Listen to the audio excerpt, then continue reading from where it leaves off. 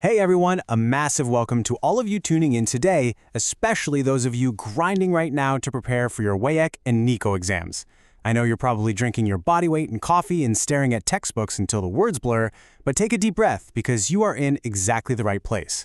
In today's explainer, we're going to unpack some incredibly deep sociocultural themes found in Chapter 12 of our source text, Isabel's Secret and the Burden of Love. We aren't just skimming the surface today. We're going to look really closely at the text to figure out exactly how the author uses a character's internal conflict to mirror the incredibly heavy expectations of the society she lives in. So, here's a question for you. When does a new life become a source of shame? I want you to hold on to this provocative question as we go through this explainer. If you want to score top marks in your exams, you've got to shift your mindset right now from just reading a basic plot summary to actually engaging in high-level literary analysis. We're not just looking at what Isabel does, we're investigating why she feels forced to do it and what that actually tells us about the world she inhabits. Okay, let's dive into this. To structure your essays, we're going to follow this path. First, the secret unveiled. Then, the stigma of premarital pregnancy. Next, family honor and economics, followed by marriage as social redemption. And finally, we'll arrive at the core conflict, which is love versus societal law. But before we analyze the text itself, we need to equip ourselves with the right academic vocabulary, sociocultural context. This refers to the specific social and cultural environment, including the norms, the values, and the economic pressures that shapes a character's actions and society's expectations. Write this down, memorize it, and definitely use this exact term in your essay introductions. Examiners absolutely love to see that you understand that characters don't just operate in a vacuum. They're heavily influenced by the invisible rules of their society. All right, moving into Section 1, the secret unveiled and the internal panic. When Isabel starts waking up nauseous and vomiting, unable to even look at food, her reaction is incredibly telling. The text explicitly tells us she feels scared and alone. She doesn't feel the joy typically associated with a new life. Instead, she is in an absolute panic. Her unplanned premarital pregnancy triggers intense vulnerability. She has no one to talk to, and she specifically notes she cannot talk to her mother. This visceral, terrified reaction is actually our very first major clue about the strict moral code governing her community. So the crucial point is this. Isabel's internal struggle directly reflects an unforgiving social environment that judges women super harshly. In her world, a woman's virtue, her reputation, and her dignity are strictly tied to her reproductive status. Any deviation from the accepted norm, meaning, pregnancy outside the bounds of marriage, results in a devastating loss of social standing. She feels humiliated and ashamed before anyone else even knows, simply because she has already internalized society's judgment. Which brings us to Section 2, stigma of premarital pregnancy and the weight of judgment. The stigma is so powerful here that it forces Isabel into a totally cloak-and-dagger existence just to avoid the societal gaze. I mean, think about it. Long before the internet, the original viral network was the small-town waiting room. Word travels fast. So first step, she has to hide her sickness from everyone, even her fiancé Lucas. Then, when she realizes she actually needs medical help, she's terrified to visit our local doctor in Alexandria because her father was often there. So, consequently, she relies on her friend Julia to sneak her to a doctor in an entirely different town, fabricating this whole story just to get time off work. And even with the gentle and caring Dr. Bates, she speaks in a very low voice, fully expecting judgment even from a medical professional.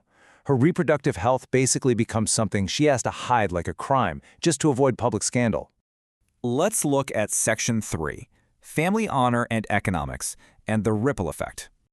There is a crucial piece of evidence in this chapter. When Julia asks when she's going to tell Lucas, Isabel says, "I feel terrified to tell my parents because I help support my siblings. They have no money. They need me." This is a brilliant line. It shows the heavy intersection of socioeconomic pressures and gender roles. Isabel isn't just a young woman in love. She's a vital economic pillar for her impoverished family. Her pregnancy is viewed as a direct threat to her family's financial stability. And this brilliantly illustrates what we can call the cascading burden.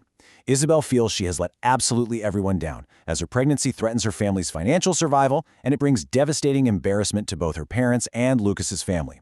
In this culture, pregnancy is a communal event, not just an individual health matter. The concept of shame functions here as a powerful tool of social control. The actions of one individual child cascade outward to impact the reputation and the very survival of entire family units. This is exactly why the burden on Isabel's shoulders is so impossibly heavy. Moving to Section 4, Marriage as Social Redemption, or the Conditional Fix. When Isabel is weeping in the car, terrified of the consequences, her friend Julia offers what is meant to be comfort. Julia says, "You and Lucas can get married and have your baby. Start your own family."